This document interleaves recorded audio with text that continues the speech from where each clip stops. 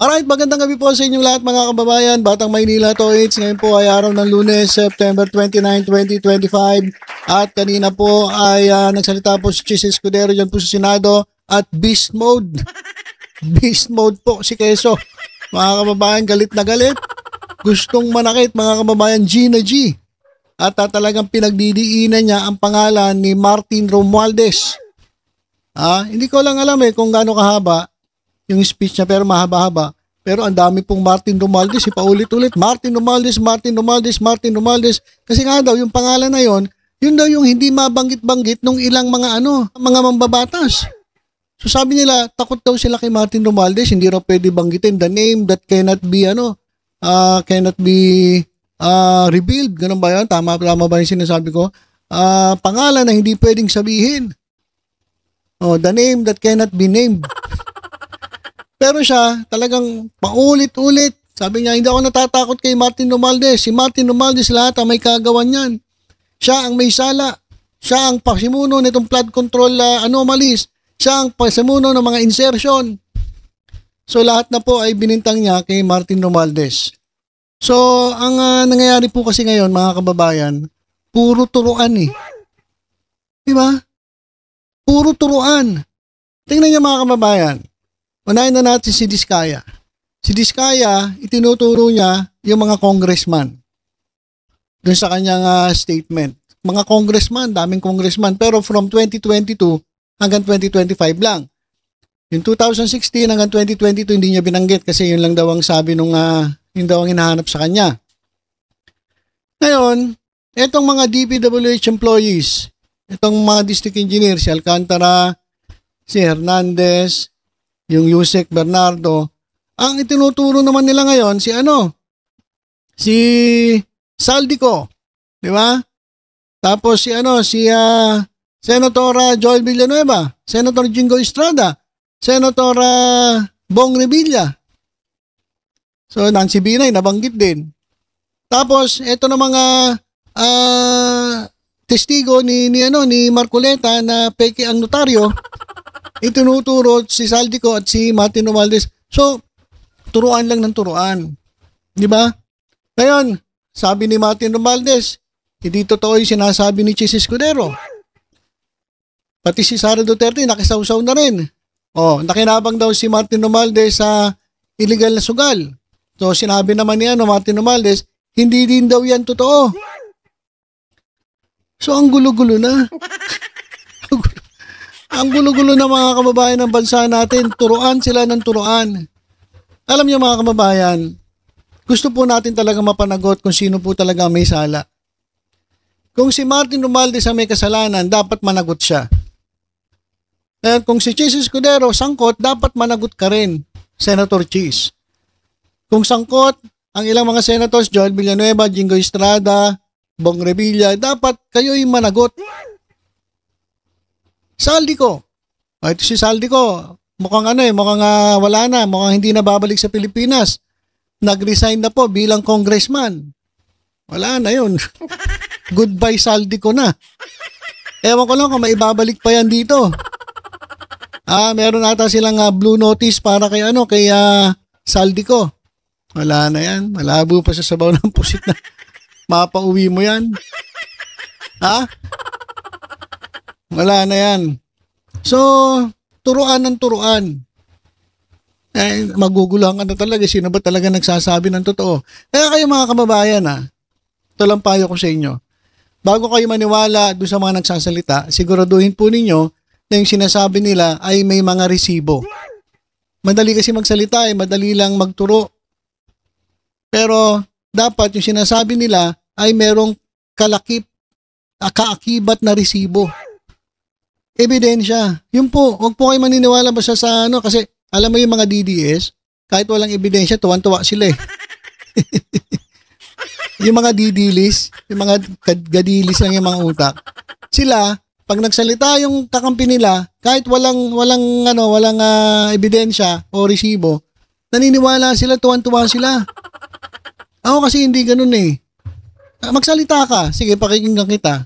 Pero, bago mo husgahan yung taong gusto mong husgahan at ituro, siguraduhin mo na meron kang resibo. Sila Bryce Hernandez, sila Alcantara, may mga resibo yan. Oh. Sila yung mga si ewan ko kung may resibo si si yung testigo ni Marcoleta na peke nga yung notaryo. Ewan ko. Wala, sinabi niya lang. Pinabulaan na nga ng mismong binanggit niya. Meron daw siya kasamahan na dalawa. Binanggit niya yung mga pangalan na nag-deny. Gumawa din po ng sarili nilang statement. So, walang resibo bibig lang So, kapag nagsalita ka lang, kinakailangan may mag-corroborate. Tama ba? Merong sasang-ayon dun sa sinabi mo para mapatunayan na totoo yung sinasabi mo. Kung wala kang concrete evidence, kung salita lang, kinakailangan merong magpapatunay na totoo yung sinasabi mo. Wala Yung dalawang sinabi niya nakasamahan niya, kinontra pa siya. Wala daw ganung nangyari. Wala daw nagbuhat ng bag. So, hindi po natin pinagtatanggol si Martin Romualdez. Wala po tayong pinagtatanggol dito. Gusto nga natin managot sila lahat kasi unang-una, tayo po ang ninakawan. Kaya lang, mahirap po agad-agad maniwala kung wala pong resibo. Kinakailangan meron pong papel. At etong pag-beast mode kanina ni Chis Escudero, para sa akin parang kulang. Marami siyang ngak-ngak, marami siyang sinabi. Pero meron ba resibo? Papakinggan natin ng konti. Daanan natin ng konti yung pag-beast mode ni Chis Escudero. Thank you, Mr. Senate President. Thank you, distinguished Majority Floor Leader. I rise to make a brief manifestation in response to the events of recent days. Ginoong Pangulo, meron po tayong kasabihan sa wikang Pilipino. Kapag nagturo ka ng daliri sa iba, may tatlong daliri na nakaturo palagi pabalik sa iyo. Sa mga nakaraang linggo, malinaw na nililihis ang galit ng taong bayan tungkol sa mga ghost at substandard flood control projects mula sa mga totoong may kasalanan patungo sa Senado at sa ilang mga miyembro nito. Tila pilit na ginagawang panakipbutas, ika nga at fall guy, at diversyon ang mga senador palayo sa Kamara at sa mga tunay na may sala. Klarong-klaro po ang script nito. Ipitin ang tatlong dating DPWH officials, pakantahin sa kanila, mema banggit lang na senador, habang pinagtatakpan ang mga congressman na tunay na kasabwat nila sa mga lugar na ginagalawan nila. Simple ang patunay dito. Kapani-paniwala ba na wala silang kinausap na kahit isang congressman nakaupo na totoong may hawak ng mga distrito sa lugar na ginalawan nila sa hinaba-haba ng testimonya nila dito o sa Kamara? Banggit sila ng banggit. Name drop sila ng name drop ng pangalan ng senador. Mas kinaklaro naman kung inyong papakinggan na wala silang masabing direktang nakausap o binigyan ng anuman. Lahat ito para lamang ipako ang mga senador sa media at sa publiko at ilayo ang atensyon sa Kamara at mga congressman. Bakit nga ba? Dahil tila mas malaking isda, ika nga, mas mataas, mas kilala ang mga senador kumpara sa congressman? Umaasa sila na maiibsan ang galit ng tao sa kanilang mga anomalya ukol sa flood control at tuluyan na silang makakatakas mula sa anumang pananagutan. Isang tao lamang, Ginoong Pangulo, ang nasa likod ng script at sarswelang ito. Siya ang dahilan ng kaguluhan, pagkakaaway-away, pagkakawatak-watak na ngayon yumayanig sa ating bayan, maprotektahan lamang ang sarili niya. Ang pangalan niya ay matagal nang bulong-bulungan sa bawat sulok ng bansa, pero ngayon, unti-unti nang sinisigaw ng taong bayan.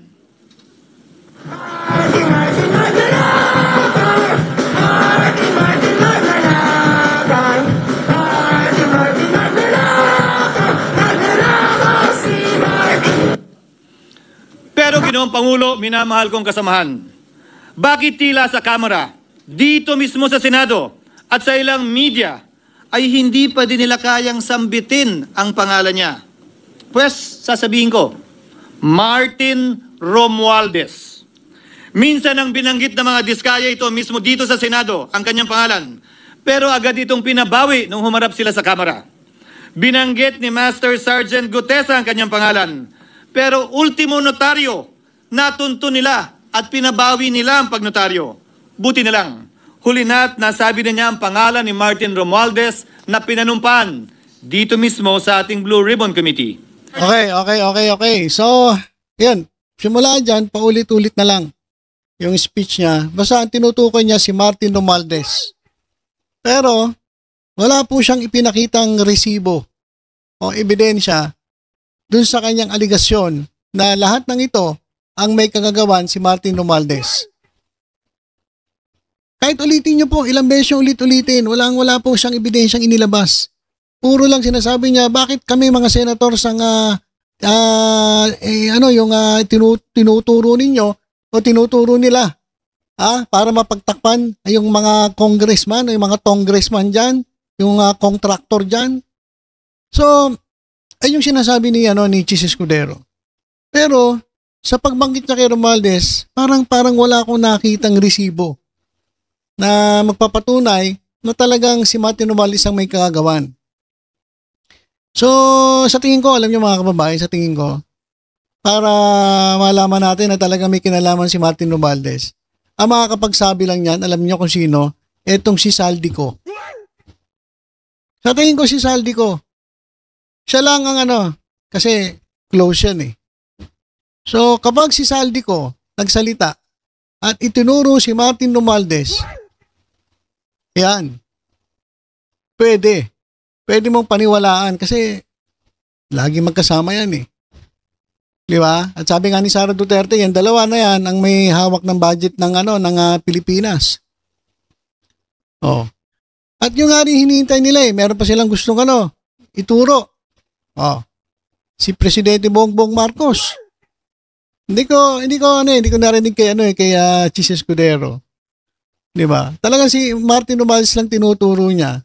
Pero hindi niya nababanggit si Presidente Bongbong Marcos. Oh, kasi iba nagsasabi, may kasalanan yan. Ito nga Marcos administration. So talagang ang kanyang script, kung may script si Martin Romualdez, sabi niya, hindi meron din siyang script. Ang script niya ay ituro lahat yung kanyang privilege speech, lahat ng nangyayari, kaguluhan, nakawan, anawalya, lahat itinuturo kay Martin Romualdez. Yun po yung kabuuan ng kanyang speech. So sabi ni Martin Romualdez mga kababayan, ang narinig niya raw ay hindi expose but a DDS script. Oh. Kasi wala naman siya in-expose eh. Sa totoo lang, wala naman siya in-expose eh. Ano ba siya in-expose? Wala. Kaya sabi ni Martin Romualdez, ito ay DDS script. The same recycled accusations we have long seen on troll pages and social media posts. Walang bago at wala ring katotohanan. Oh, ito, nakapagsabihan ka patuloy ni Martin Romualdez. O imbis kasi nasagutin mo raw yung mga tanong na dapat itong si Chis mismo ang haharap at sasagot, mas pinili daw ni Escudero na i-deflect. Kumbaga, imbis na sagutin niya yung mga question sa kanya, nagturo siya. Kasi sabi ni Martin Romualdez, hindi naman niya dinida yung allegations laban sa kanya. He did not explain his own role in flood control kickbacks. Oh. Diba? Imbes na magpaliwanag, ang ginawa niya, nansisi siya. Malinaw naman ang katotohanan ng talumpati ni Escudero ay hindi tungkol sa pananagutan, kundi para isulong ang kanyang personal na ambisyon. It was a performance designed to profess royalty and service to Vice President Sara Duterte and to position himself as her ally for 2028. Oh. Ang tunay na pinagsisilbihan ay hindi ang katotohanan kundi ang sariling interes at plano sa politika. For my part, I will continue to cooperate with every impartial investigation. My record can withstand scrutiny. Wala akong itinatago. As for Senator Escudero, kung tunay na pananagutan ng hanap, sa presinto na lang siya magpaliwanag. Yan po ang sinabi ni former Speaker Martin Romualdez. Kasi alam niyo mga kababayan, sa totoo lang, Ang ginawa niya talaga, nagturo lang na nagturo eh. Hindi niya sinagot yung mga aligasyon laban sa kanya. Ano ba yung mga aligasyon laban sa kanya? Pati nga ito si Jesus Falsis sinampahan niya ng disbarment case. Maraming kung may question doon sa disbarment case na final ni Chis Escudero. Kahit si Atty. Bueno, alam ko kini-question niya yung pagkakasampa ng disbarment case dito kay Falsis. O dahil ba kritiko? Magpapile ka ng disbarment case dahil kritik mo. Sa totoo lang, dapat lang talagang kayong pansinin. Unang-una, kayo iswelduhan ng bayan at kayo mga public figure, mga public official. Tapos, magpapile ka ng disbarment case kasi kritiko mo. So, marami po nag-react dun sa ginawa ni Chis Escudero. Okay. Dapat ito yung mga sinagot ni Chis Escudero Dapat doon sa haba-haba ng speech mo, dapat ito yung mga sinagot mo. Unang-una, explain the 142 billion budget insertions in the most corrupt 2025 budget. Dapat in-explain mo na lang yon. Yung 142 billion, hindi niya dinina yon. So dapat in-explain mo na lang. Pangalawa, bakit ka tumanggap ng campaign donations galing sa mga contractors? Government contractors katulad ni Lawrence Lubiano. Ito yung contractor na taga Sorsogon, na kaibigan niya raw, so matagal na silang lumalabag sa batas kasi bawal po tumanggap ng anumang donasyon galing po sa government contractors ang sino mang kumakandidato for public positions. Ano pa? Dapat pinaliwanag mo yung kung bakit mo minali-mali yung definition ng forthwith under the Constitution. Simple lang naman ang ibig sabihin ng forthwith, agad-agad, immediately. Pero iba yung mga definition niya. Diba? Hindi po naging immediately. So, ayun po yung ilan sa mga tanong. Ito pa. Explain mo bakit sinabi ni Yusek Bernardo, DPWH Yusek Bernardo, yung kanyang aligasyon na ikaw ay tumanggap ng 160 million pesos na kickback. Kasi sinabi mo raw sa kanya, alam ko galawan nyo dyan sa DPWH, sabihin mo Secretary Bonoan, babaan ako ng pondo. Ayan dapat yung panaliwanag ni Chis Escudero. Kaso ang ginawa niya dyan sa kanyang speech, nagtuturo. Ikaw pa naman nagsabi, kapag nagturo ka, yung tatlong daliri mo nakaturo sa'yo. So yung sinasabi mong dyan sa speech mo, bumalik sa'yo. Diba? Nagbumirang sa'yo. So yan po mga kababayan yung nangyari kanina. Talaga naman pong pagkahaba-haba man ng speech ni Chis Escudero, wala naman tayong nakuha ebidensya Pinagtatawanan lang tuloy siya ni Martin Romualdez. Kung may problema ka daw sa presinto ka na raw magpaliwanag. Sabi? Ito kung tunay na pananagutan ng hanap sa presinto na siya magpaliwanag. Yan sabi ni Speaker. Kasi totoo naman Pero mo haba-haba ng speech niya. Wala man lang nakitang concrete evidence na nagtuturo kay Speaker, kay former Speaker. Puro lang turo, puro lang dakdak, puro lang dada. Alam nyo, kapag tayo nakakita o may nagsabi na talagang actual video na magpapatunay na sangkot si Speaker Romualdez, isa po tayo sa babanat kay Speaker Martin Romualdez. Pero habang wala pa po tayo nakikitang ebidensya o magtuturo, kasi yung mga nagtuturo, palpak Sabi ng mga diskaya, yung mga congressman na lumalapit sa kanila, sinasabi kay Congressman Saldico, kay Congressman Martin Romualdez daw yan. So ginagamit yung pangalan nila. Pero hindi nila sinabi na mismo ibinigay nila kay Speaker Martin Romualdez yung pera. Etong testigo ni Marcoleta, Oh. Yung peke yung notaryo. Nasabi niya, iniiwanan nila yung bag doon sa mga tauhan nung mga ni Saldico at ni Romualdez. Pero hindi nila nakita mismo si speaker, si Martin Romualdez at si Saldico. So walang konkretong ebidensya. Yun ang gusto natin eh. Dapat may konkretong ebidensya. Hindi katulad ng mga sinasabi nila Bryce Hernandez, nila Alcantara, kompleto papeles, kompleto dokumento. Tingnan mo dun sa GAA, nandoon. Tingnan mo dun sa ibang portion ng budget, nandoon. Ang program, funds, nandoon. So, totoo. At sabi, dinala yung pera dun sa kaso yung nga rin yun yung problema kasi. Iba yung tumatanggap. Talagang sanay talaga itong mga ito. Hindi talaga magpapakita. Kaya pag nangyari, nagkabukuhan, hindi mo ako masisisi dyan. Safe ako. Hindi mo naman ako nakakita. Sa akin mo ba inabot yung pera? Oh. Pero dapat talaga mapatunayan sa pamamagitan ng resibo. Kapag walang resibo, walang maniniwala sa inyo. So parang ang nangyari dito kay Chis Escudero, nagtuturo lang. Nagturo at nanisi ng nanisi. Pero sa sarili niya na dapat niyang sagutin, hindi niya naman sinagot. So walang wenta. Walang wenta. Etong pinagsasabi ni Chis Escudero. Di ba? So, yun lang po muna mga kababayan.